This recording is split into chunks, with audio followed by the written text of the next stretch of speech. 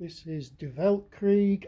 We're playing the Eastern Front duration game with the Caucasus duration added on, Italy duration and Macedonia duration, and we've also added Gallipoli, which if you use it as a scenario can be a prequel to Macedonia. Okay, we'll start with a quick look at the demoralisation tracks. We have Germany on 257, we have Russia on 454, Austro-Hungary on 247, the Turks on 39, and the Bulgarians on 1. If we nip over to the Caucasus front, the Turks have continued their attack, but they had a really bad attack where it wiped out a large amount of their units and effectively used up all their supply, so it's broken them for the moment. The Russians have strengthened their army again after it got really weak, but they've got no supply left. They used up all their supplies, smashing that Turkish attack to pieces. So both sides are pretty much exhausted at this state of the game, and I can't say there's going to be much action going on next month either. Oh yeah, I think I forgot to mention this is the situation at the end of April 1915. What we'll do is we'll cover the Serbian front next. This is where all the activity has taken place. As I mentioned last turn, the end of the last month, that the Serbian front had started to collapse. This resulted in this Belgrade hex falling here, which acted as a trigger to the Bulgarians to arrive. So the Bulgarians have started caving in the Serbian front from the east.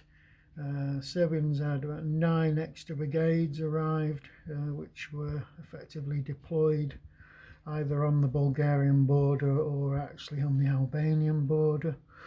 These are moving into this area to try and slow up the Bulgarian advance, while the same they're going to try and rescue these armies here before they can get completely surrounded. The Austrians, because of the massive reduction in pressure on the Galician front, have been able to send in significant reserves onto the Serbian front, and it's just resulted as the Serbs are just overwhelmed. They just cannot sort of take these sort of casualties that they are taking, and they're starting to have to fall back and surrender territory. They've fallen into far more defensive conditions, but the arrival of the Bulgarians has been a bit of a problem. Gallipoli started. The Allies, it's the British at the moment, have made a landing on the peninsula, launched an attack with naval gun support, but didn't really achieve anything. The only advantage they've got is the fact that there's not that many units on the Gallipoli Peninsula at this particular moment, but it's hard to actually transport units and conduct amphibious landings and things. It's very well, it's expensive. You get a certain number of available what they call transport points, and they get converted into amphibious points, and then you can only move certain things. You can only land on certain hexes. If you've got non-marine units, you can only move half a division at a time, etc. So it's a difficult proposition, and I can't see it going much better than what happened historically. Okay, as I mentioned before, when the Gallipoli scenario finishes, it pretty much transfers to the activation of the Macedonian front, which is turned to 1915 as a start position. We've got main front over here, very, very quiet on the Galatian front. The Russians have had to transfer virtually all their units to Poland. Now what has happened is the Austrians are trying to get together enough forces to conduct an offensive in this area, with the idea of maybe pushing up here and ultimately trying to relieve Chemsel. It's been difficult getting the formations into position, getting the supply and everything ready, so they're still not ready to launch the offensive. It's been hard actually getting enough units together to actually have any chance of breaking the Russian lines. If we look at Poland, the Russians have been forced back a bit further from this salient here. They've started to collapse backwards, and the Germans are advancing. Hopefully they can hold this river line, even though the Germans actually are across the river, but in strength at that particular point. So the Germans have been pulling lots of units from the northern part of the Polish area down into the southern part to try and push away this way around the side of Warsaw. Trying to attack Warsaw head on isn't going to be very good. Besides that, there's entrenchments pretty much all the way up the northern part of the thing, all the way into Prussia, which the Prussian is just miles and miles of trenches, not very particularly well held, but neither side is in a position to really attack there.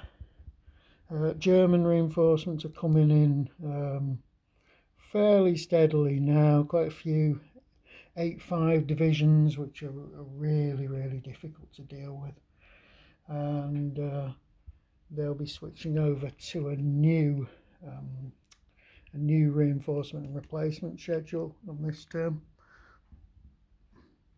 Other things that are going to be happening, there's going to be a lot more entrenchments forming on the Eastern Front, particularly on the Galatian area, even though at the same time lots and lots of the entrenchments down south in Serbia have all disappeared because they've all had to be abandoned as the Serbian army retreats.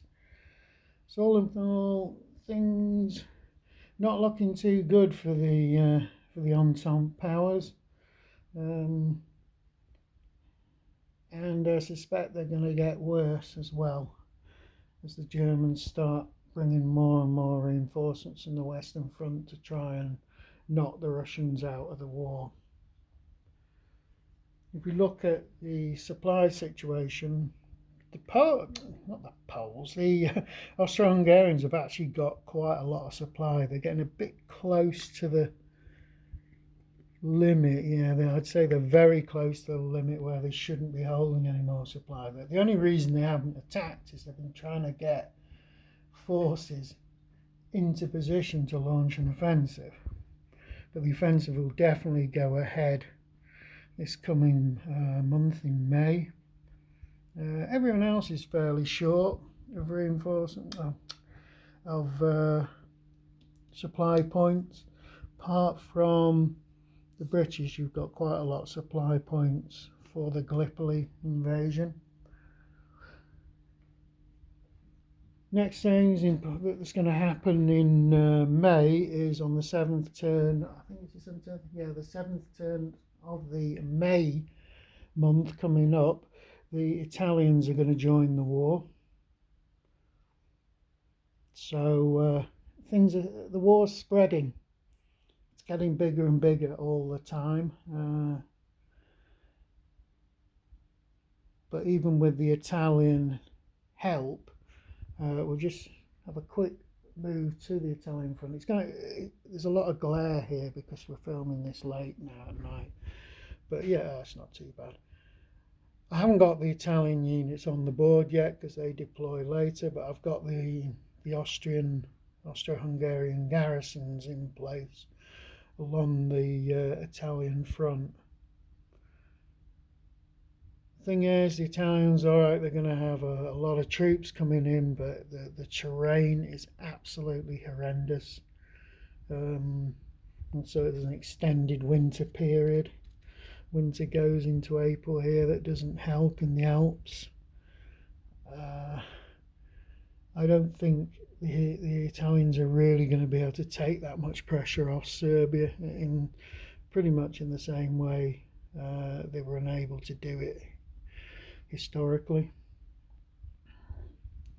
Okay, and that'll do for the situation at the end of April 1915. There you go. A view of the entire front. Can we get it all in?